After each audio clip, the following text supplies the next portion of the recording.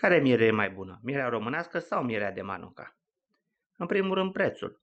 Dacă mierea românească costă de la 30 de lei pentru o miere polifloră până la 120 de lei pentru o miere de negruș, la mierea de Manuka vorbim de prețuri care încep de la 250 de lei pe kilogram pentru miere cu concentrație mică de metilglioxal, până la 3000 de lei pe kilogram pentru miere cu concentrație mare de metilglioxal.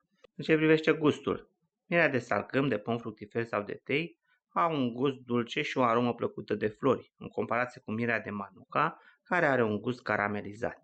Din punct de vedere al proprietăților terapeutice, toate tipurile de miere au proprietăți antibacteriene, dar mierea de Manuka are în plus cantități mari de metilglioxal, care îi oferă proprietăți antibacteriene mai puternice față de celelalte tipuri de miere. Acum, câștigătorul este clar mierea românească, pentru că mierea trebuie privită ca un superaliment și nu doar din punct de vedere al proprietăților antibacteriene.